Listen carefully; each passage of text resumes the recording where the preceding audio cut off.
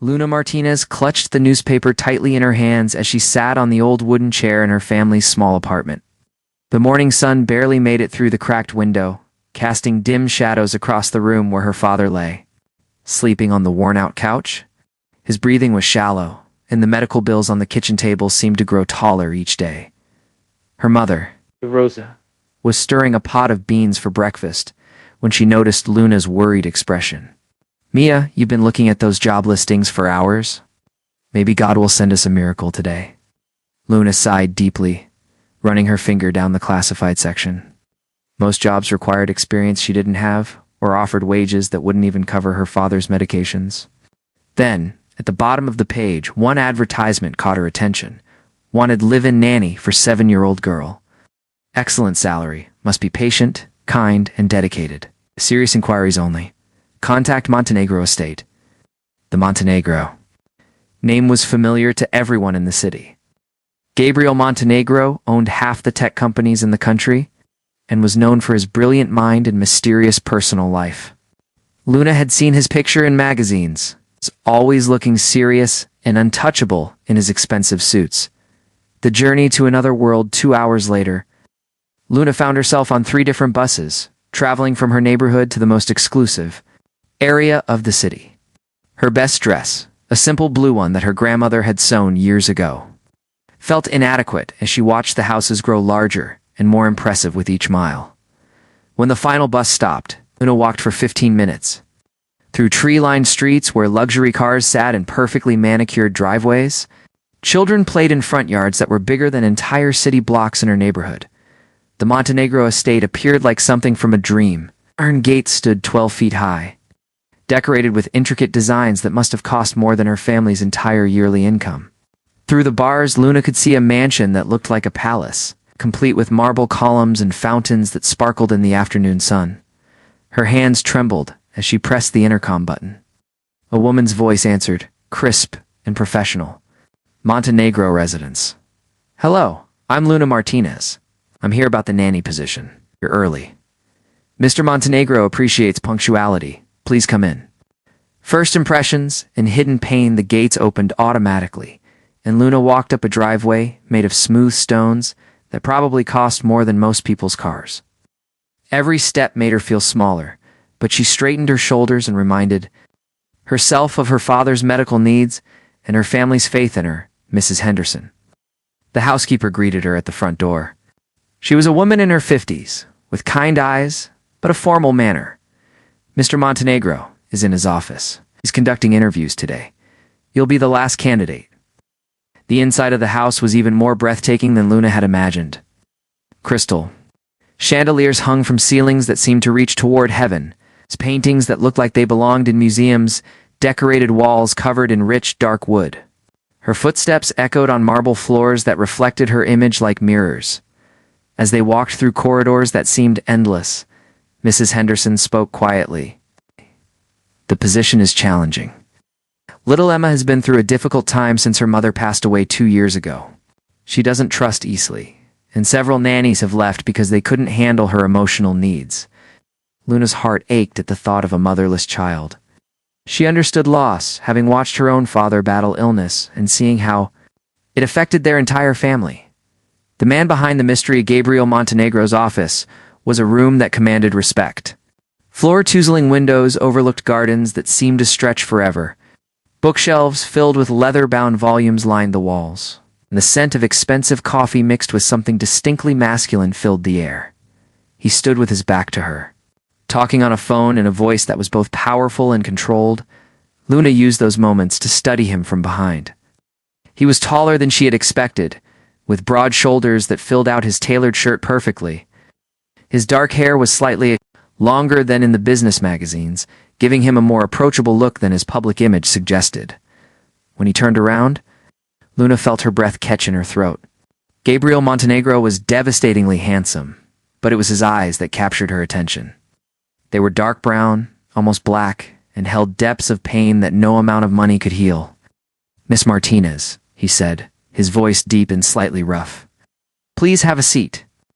Luna sat carefully on the edge of a leather chair that probably cost more than her family's rent for 6 months. Gabriel Montenegro. took his place behind a desk that looked like it was carved from a single piece of dark wood. Beyond the surface, Grace. your references are impressive, Gabriel began, looking at papers that Luna assumed contained information about her previous babysitting jobs and volunteer work at the local church. Mrs. Ramirez speaks very highly of your patience with her twin boys, and Father Miguel mentions your dedication to the children's program. Thank you, sir, Luna managed to say, trying to keep her voice steady. I love working with children. They see the world in ways that adults sometimes forget, and they deserve people who understand their hearts. Something in Gabriel's expression shifted slightly. His business mask seemed to crack just a little, revealing a glimpse of the grieving father underneath. Emma has been challenging for our previous employees. She has nightmares, refuses to go to school some days, and has trouble connecting with new people. This position requires someone who won't give up when things get difficult. Luna leaned forward slightly, her nervousness replaced by genuine concern. Losing a parent is one of the hardest things a child can experience.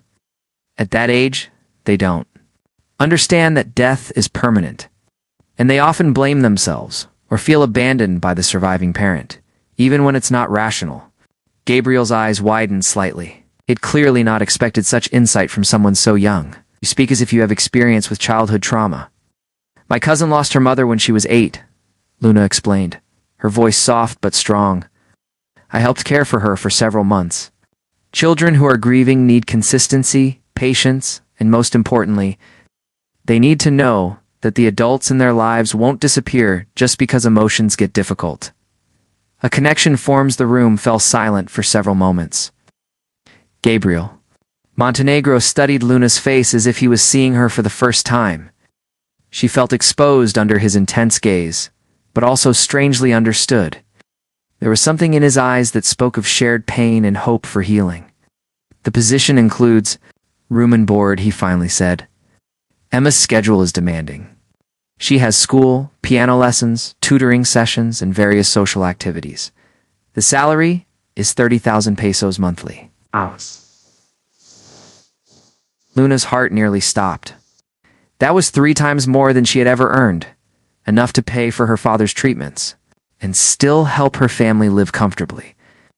I accept, she said quickly, then caught herself. I mean, if you're offering me the position. Gabriel Montenegro stood up and walked around his desk. For a moment, Luna thought he might be dismissing her, but instead he extended his hand. Welcome to our household, Miss Martinez. I hope you'll be the stability that Emma needs. The electric touch when Luna placed her hand in his to shake it. Something unexpected happened. The moment their skin touched, she felt a jolt of electricity run through her entire body. It was as if every nerve ending had suddenly come alive. Gabriel's hand was warm, strong, and surprisingly gentle. His eyes met hers, and for just a second, she saw surprise there too, as if he had felt the same inexplicable connection.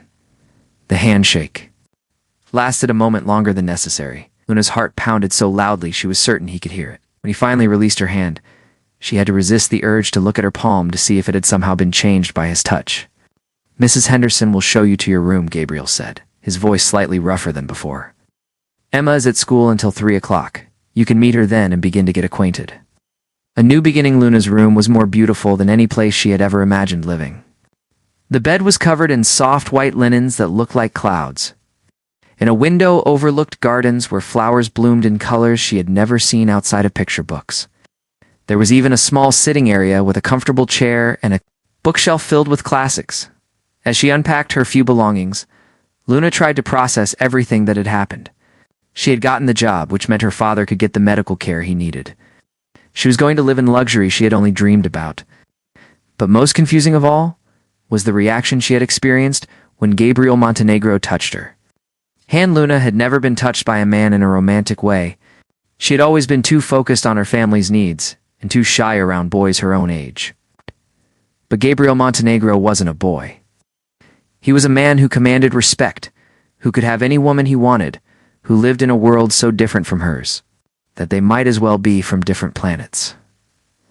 She reminded herself that she was here for Emma, the little girl who had lost her mother and needed someone to care for her. Luna couldn't afford to develop feelings for her employer, no matter How her heart had raced when he looked at her. But as she prepared to meet Emma for the first time, Luna couldn't shake the memory of Gabriel's touch or the way his eyes had seemed to see straight into her soul. Something told her that her life was about to change in ways she had never imagined. Possible, at 3 o'clock sharp, Luna heard the sound of a car pulling into the circular driveway. Her heart raced as she prepared to meet Emma Montenegro, the little girl who would become the center of her world. Through her bedroom window, she watched as a black luxury car stopped near the front entrance. A small figure emerged from the back seat, moving slowly like someone carrying an invisible weight. Emma Montenegro was beautiful in the way that only children can be, with long dark hair that cascaded down her back and her father's expressive brown eyes. But even from a distance, Luna could see the sadness that seemed to surround the little girl like a shadow. Mrs. Henderson knocked gently. On Luna's door. Emma is home from school. Mr. Montenegro asked me to introduce you two in the garden. He thinks a casual meeting might be less overwhelming for her. The garden behind the Montenegro mansion was like something from a fairy tale. Rose bushes bloomed. In perfect rows, fountains created gentle music with their flowing water. And pathways wound between areas designed for both beauty and play. There was even a small gazebo painted white with climbing vines that created natural curtains. Emma sat alone on a stone bench, still wearing her school uniform, and clutching a worn teddy bear that looked much older than her other belongings. She didn't look up when Luna and Mrs. Henderson approached. Keeping her eyes fixed on the ground, building trust one moment at a time, Emma, sweetheart, Mrs. Henderson said gently. This is Luna. She's going to be staying with us and helping take care of you. Emma finally lifted her eyes, and Luna felt her heart break a little. The child's gaze was guarded, suspicious, and filled with a pain that no 7-year-old should have to carry. Luna had seen this expression before in children who had learned not to trust that adults would stay. Hello, Emma, Luna said, sitting down on the grass in front of the bench, rather than beside Emma, giving the child space. I love your teddy bear. Does he have a name? Emma hugged the bear tighter, but didn't answer. Luna didn't push for a response. Instead, she began talking about the beautiful flowers around them, pointing out different colors and shapes. After several minutes, Emma spoke in a voice barely above a whisper. Ice. His name is Chocolate because he's brown like hot chocolate. My mama gave him to me before she went to heaven. Chocolate is a perfect name, Luna said with a warm smile. I bet he's been a very good friend to you. The best teddy bears always are. For the first time, Emma's expression softened just a little. He helps me when I have bad dreams about Mama not coming back. Luna's heart ached for this sweet child. Bad dreams can be very scary. Would you like to tell me about them sometime? Sometimes talking about scary things makes them less frightening. First breakthrough over the next hour, Luna and Emma sat in the garden while the little girl slowly began to open up. Emma talked about school, her piano teacher who was too strict, and how the other children sometimes whispered about her being the sad girl whose mama died. When Emma mentioned being hungry, Luna suggested they go to the kitchen together too. Find a snack. As they walked toward the house, Emma surprised Luna by slipping her small hand into hers. The gesture was so trusting and sweet that Luna had to blink back tears. In the kitchen, they discovered that Mrs. Henderson had prepared Emma's favorite cookies, chocolate chip ones that were still warm from the oven. Emma ate 2 cookies while telling Luna about her favorite subjects in school and how she wished she could have a puppy. Papa says puppies are too much trouble, Emma said with a sigh. Says everything is too much trouble now. Luna heard in Emma's voice and understood that Gabriel's grief had made him withdraw from his daughter just when she needed him most. Sometimes when people are very sad, they forget how to see the good things, Luna said carefully. But that doesn't mean they love us any less. A father watches and learns Gabriel Montenegro had been standing in the doorway of the kitchen for several minutes, watching Luna interact with his daughter.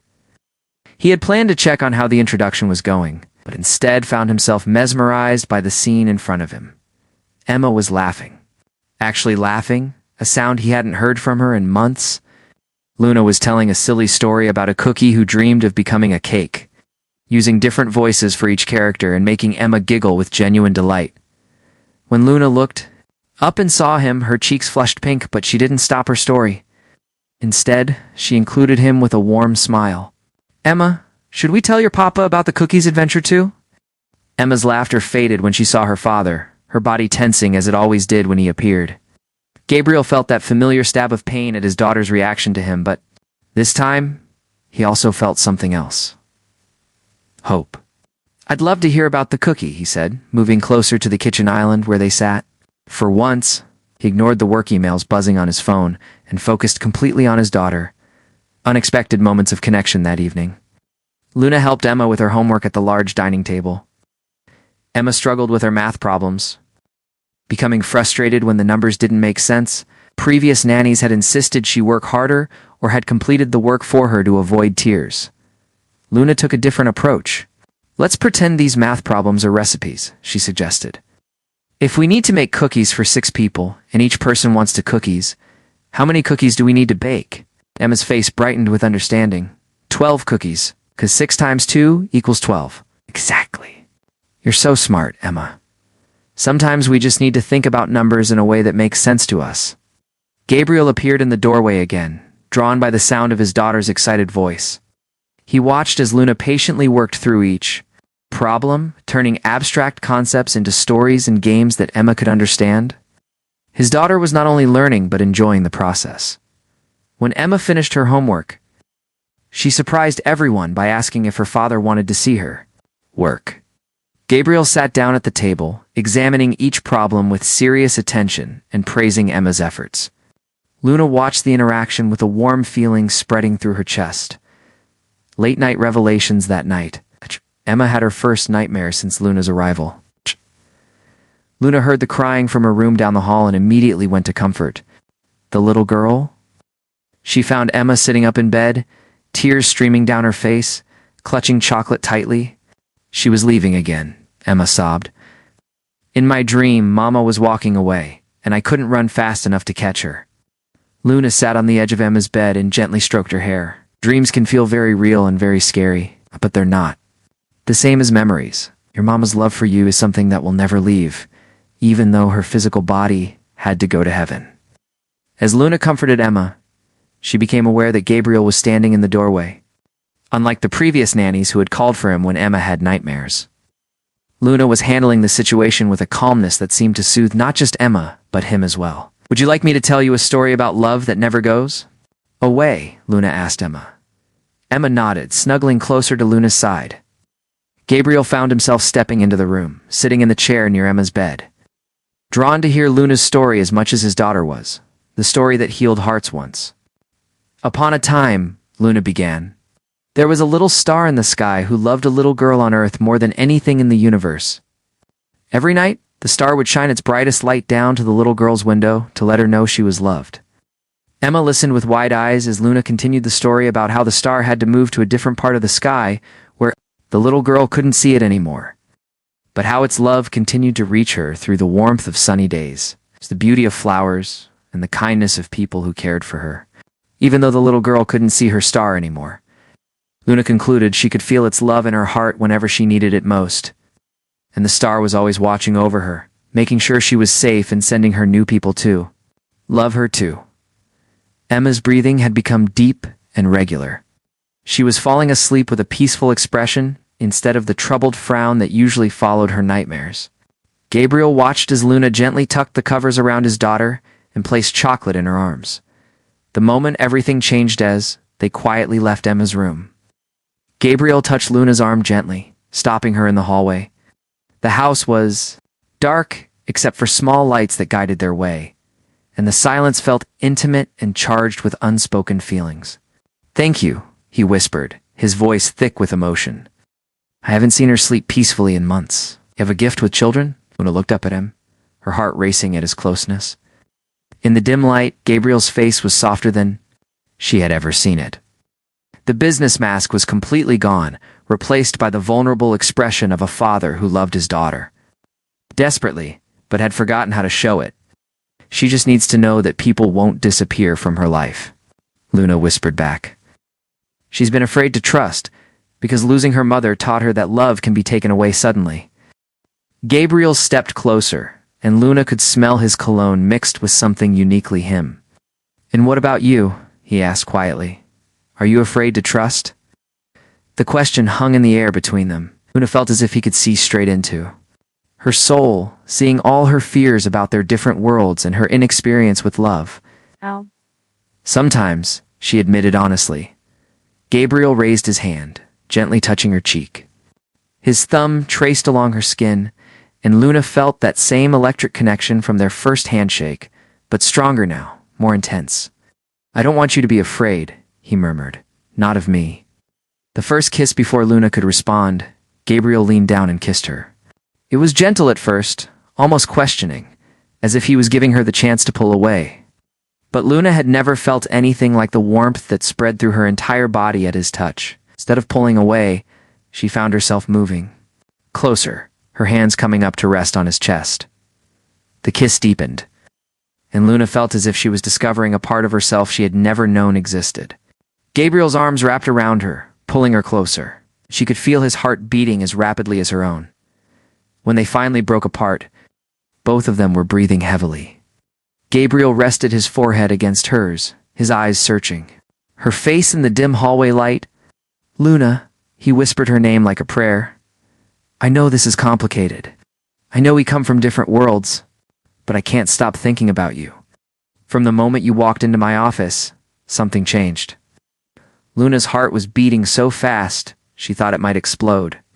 "Gabriel," she whispered back, surprised by her own boldness in using his first name. "I feel it too, but I'm scared. Emma needs stability, and if this goes wrong, it won't go wrong," Gabriel said with a conviction that made her believe him. "I won't let it go wrong. You've brought life back into this house, back into Emma, back into me. I don't want to lose that." A new understanding, they stood in the hallway for several more minutes, holding each other and talking in whispers about their feelings, their fears, and their hopes. Gabriel told Luna about how empty he had felt since his wife's death, how he had buried himself in work because he didn't know how else to cope with the pain.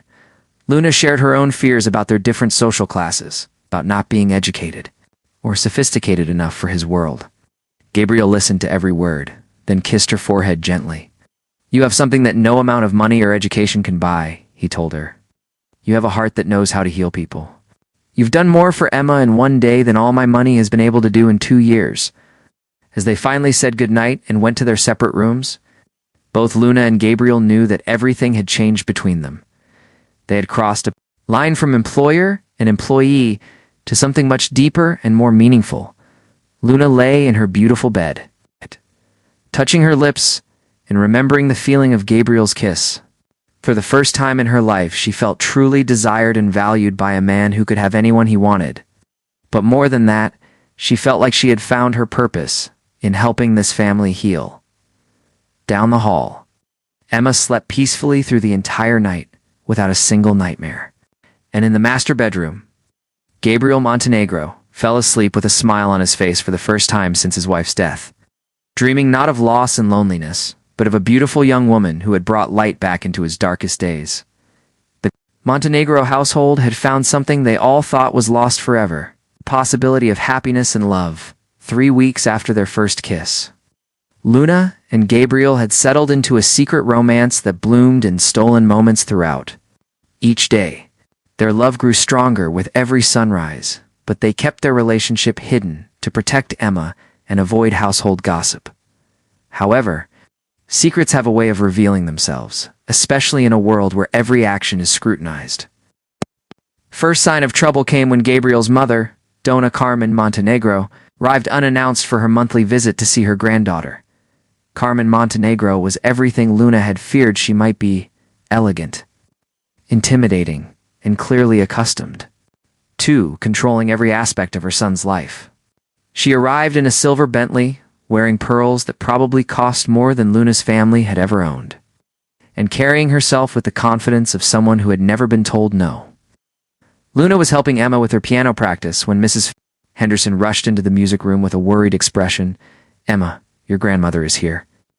She wants to see you in the main salon immediately." Emma's face fell. While she loved her grandmother, Donna Carmen's visits were always formal affairs filled with lectures about proper behavior and disappointment about Emma's emotional struggles since her mother's death. The interrogation Luna started to leave the music room to give the family privacy, but Donna Carmen's voice stopped her cold. "And who might you be, young lady?"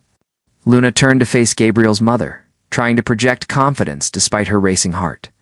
"I'm Luna Martinez, Mrs. Montenegro. I'm Emma's nanny." Carmen's sharp eyes examined Luna from head to toe, taking in her simple dress, her nervous posture, and most tellingly, the way Gabriel's expression softened when he looked at her. Years of managing high society had taught Carmen to read people and situations quickly. "How interesting," Carmen said, with a smile that didn't reach her eyes. Gabriel didn't mention that Emma's new nanny was so young and pretty. Gabriel stepped protectively closer to Luna. "Mother Luna has been wonderful for Emma. She's made tremendous progress in just 3 weeks." "I'm sure she has," Carmen replied, her tone suggesting she suspected exactly what kind of progress had been made. "Perhaps we could speak privately. Gabriel, I have some concerns about the household arrangements." Family tensions rise that evening after Emma had gone to bed. Luna could hear raised voices coming from Gabriel's office. She tried not to listen, but the walls couldn't contain Carmen's displeasure or Gabriel's firm responses. "She's a servant, Gabriel. A pretty little thing from the wrong side of town who has obviously set her sights on our family's fortune." "Is not a servant, Mother. She's an educated, caring woman who has brought happiness back into this house. Don't be naive, son. Girls like her see wealthy widowers as their ticket to a better life. She's probably been planning this from the moment she walked through our doors." Luna pressed her back against her bedroom wall, tears streaming down her face. Every insecurity she had ever felt about her relationship with Gabriel came flooding back. Maybe Carmen was right. Maybe she was just a poor girl who had been foolish enough to believe a billionaire could truly love her. Doubts and fears the next morning. Luna could barely meet Gabriel's eyes during breakfast. Emma noticed the tension immediately, her newfound happiness beginning to crack under the strain of adult complications she couldn't understand. "Luna, are you sad today?" Emma asked, climbing into Luna's lap with the intuitive concern that children possess. "I'm just tired, sweetheart," Luna lied, holding Emma close and breathing in the sweet scent of her hair. Gabriel watched this interaction with growing frustration. After Carmen had left the previous evening, he had tried to find Luna to talk about his mother's harsh words. But she had already retreated to her room with the door locked when Emma went upstairs to get ready for school. Gabriel finally cornered Luna in the kitchen. "We need to talk," he said quietly. "Maybe your mother is right," Luna said without looking at him. "Maybe I don't belong in your world." Gabriel took her hands in his, forcing her to look at him. "My mother is a snob who has never worked a day in her life. She has no idea what real value looks like. You belong wherever you choose to be, and I want you to choose to be with me." The crisis point, Luna's internal struggle, was interrupted by a phone call that changed everything. Rosa, her mother, called in tears. Luna's father had collapsed at work and was being rushed to the hospital. The doctors said he needed immediate surgery, but the procedure would cost more money than the family could possibly afford. Gabriel found Luna in her room, packing her few belongings with shaking hands and tears streaming down her face. "I have to go," she said without looking at him. "My father is dying, and my family needs me." "Then we'll help," Gabriel said immediately. "I'll cover all the medical expenses, the best doctors, the best hospital, whatever he needs." Luna finally looked at him, her eyes filled with pain and confusion. "I can't accept charity from you, Gabriel. It would only prove your mother right about my motives." "This isn't charity," Gabriel said desperately. "This is what people do for the people they love. This is what family does." But Luna was already shaking her head. "We're not family. We're from different worlds, and I was foolish to think we could bridge that gap. Emma deserves stability, not a nanny who's having an affair with her father." The goodbye that broke Heartsima found them arguing in Luna's room and immediately understood that something terrible was happening. "Luna, are you leaving us?" she asked in a small voice that broke both adults' hearts. Luna knelt down to Emma's level, struggling to hold back tears. "I have to go take care of my papa, just like you would want someone to take care of yours if he was sick." "But you promised you wouldn't leave me," Emma said, her voice rising with panic. "You promised you would stay forever?" "Sometimes grown-ups have to break promises even when they don't want to," Luna whispered, pulling Emma into a tight hug. "But I will never stop loving you, sweet girl. Never." Gabriel watched this scene with growing desperation. He was losing the two most important people in his life, and he felt powerless to stop it. Mrs. Henderson drove Luna to the bus station while Gabriel stayed with Emma. who had locked herself in her room and refused to come out. The house felt empty and cold the moment Luna left, as if all the warmth in life had been drained from it. The darkest hours over the next week, Emma fell back into her old patterns of nightmares, refusing to eat and crying whenever anyone mentioned Luna's name. Gabriel threw himself into work with even more intensity than before, but nothing could distract him from the ache in his chest. He received daily updates about Luna's father through a private investigator he had hired, so the man was in intensive care. And the family was struggling with mounting medical bills despite Luna working 3 jobs to help pay for his treatment. Gabriel wanted to help, but every time he tried to send money or pay the hospital bills directly, Luna returned the checks or the hospital called to say the family had refused the anonymous payment. Meanwhile, Eltarm in Montenegro arrived for another visit, clearly pleased that the problem of Luna had resolved itself. "You'll see, son," she told Gabriel. "In a few months, you'll realize this was all for the best. We can find Emma, a proper nanny from a good family." Gabriel looked at his mother with disgust. "Emma doesn't need a proper nanny. She needs Luna. And so do I." The realization it was Emma who finally gave Gabriel the courage to fight for their happiness. One night, after another severe nightmare, she climbed into Gabriel's bed, something she hadn't done since she was very small. "Papa," she whispered in the dark, "I love you, but you're making a mistake." Gabriel was surprised by his daughter's mature words. "What do you mean, princess? You're letting Luna stay away because you're scared? Just like I was scared to trust her at first? But love is supposed to make you brave, not scared." Gabriel held his daughter close, realizing that his 7-year-old had more wisdom than he did. "You're absolutely right, sweetheart. I've been a coward." "So what are we going to do about it?" Emma asked, with the determination that she had inherited from both her parents. Gabriel smiled in the darkness. "We're going to go get our Luna back." The grand gesture the next morning, Gabriel called his pilot and told him to prepare the private jet. He packed bags for himself and Emma, left Mrs. Henderson in charge of the house, and set off to find Luna. They arrived at the public hospital where Luna's father was being treated just as visiting hours were ending. Gabriel had never been in such a place before. The walls were painted in fading colors. Floors were clean but worn, and the smell of disinfectant couldn't quite mask the underlying sense of too many people in too small a space. Luna was sitting in the waiting area, still wearing the same simple dress she had left in, her hair pulled back in a messy ponytail and dark, circles under her eyes from days of worry and sleepless nights. When she looked up and saw Gabriel and Emma walking toward her, her face went through a series of emotions: surprise, joy, pain, and then resignation. "Gabriel, what are you doing here?" she asked, standing up and automatically reaching for Emma, who ran straight into her arms. "Missed you so much," Emma cried, clinging to Luna like a lifeline. "The house is sad without you." "Papa is sad without you." "I'm sad without you." The declaration of love. Gabriel waited for Emma to finish her reunion with Luna, then stepped closer. "I came to tell you that you're wrong about us being from different worlds," he said quietly. "I came to tell you that I love you and that love doesn't recognize social classes or bank accounts." Luna looked around at the busy hospital waiting room, suddenly conscious of how out of place Gabriel looked in his expensive suit among the working-class families waiting for news about their loved ones. "Gabriel, this is my world," she said softly. "This is where I come from. Your mother was right. We don't fit." "My mother is a bitter woman who measures worth by money," Gabriel replied firmly. "You've taught me that real wealth comes from kindness, love, and the ability to heal broken hearts. You've given Emma and me more riches than my bank account ever could." Emma looked back and forth between the two adults, sensing that this conversation would determine her entire future happiness.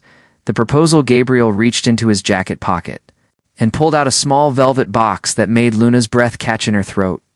"I'm not asking you to join my world, Luna. I'm asking you to let me join yours. I'm asking you to be my wife, Emma's mother, and the heart of our family." He dropped to one knee right there in the hospital waiting room, oblivious to the curious stares of other families. "Luna Martinez, will you marry me?" Luna stared at the ring, a beautiful but not ostentatious diamond that somehow perfectly reflected her personality, genuine, warm, and quietly stunning.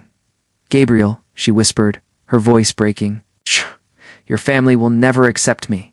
Your friends, your business associates, then they're not really my friends," Gabriel said simply. The only opinions that matter to me are yours and Emma's. And Emma has already made her feelings very clear. Emma nodded enthusiastically. Please say yes, Luna. We need you. We love you. The answer that changed everything through her tears. Luna looked at this man who was willing to propose to her in a public hospital waiting room, who had flown across the country to find her, who had chosen love over social expectations. Yes, she whispered, then louder. Yes, Gabriel. I love you too. The waiting room erupted in applause from the other families who had been watching the romantic scene unfold. Gabriel slipped the ring onto Luna's finger and kissed her deeply while Emma danced around them with joy. When they broke apart, Gabriel had one more surprise. I've arranged for your father to be transferred to the best private hospital in the country. The surgery will be performed by the top cardiac specialists, and all expenses are covered. Luna started to protest, but Gabriel placed a finger gently over her lips. This isn't charity, my love. This is family taking care of family, and you're about to become my family officially. The healing power of Love Luna's father not only survived the surgery, but made a complete recovery. Rosa Martinez cried with joy when she met Gabriel and saw how much he loved her daughter. Even Carmen Montenegro eventually came around when she realized that Gabriel had never been happier and that Emma was thriving under Luna's loving care. The wedding took place in the Montenegro estate's garden, but it was filled with people from both worlds, Gabriel's business associates mixing with Luna's neighbors, Emma's private school friends playing with children from Luna's old neighborhood. Emma served as the flower girl, beaming with pride as she watched her father marry the woman who had become her mother in every way that mattered. The perfect ending 6 months later. Luna woke up in the master bedroom that was now truly hers, with Gabriel's arms wrapped around her and sunlight streaming through windows that overlooked their beautiful garden. Emma burst through the door, as she did every morning, to climb into bed with her parents and tell them about her dreams.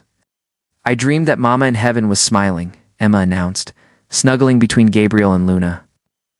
She told me she was happy, that we found each other, and that she knows I'm safe now. Luna kissed Emma's forehead, then smiled at Gabriel. I think she's right, sweetheart. We're all exactly where we're supposed to be. Gabriel looked at his wife and daughter, his heart full of a contentment he had never imagined possible. Nanny, who had never been touched by anyone, had not only been touched by love, but had transformed their entire world with her gentle heart and unwavering devotion. Their love story had begun with a desperate job interview and bloomed into a family bound together by something stronger than blood, the choice to love unconditionally, to heal together, and to build a future filled with joy, laughter, and endless possibilities. And they all lived happily ever after, proving that true love really can conquer all differences and create miracles in the most unexpected places. The end.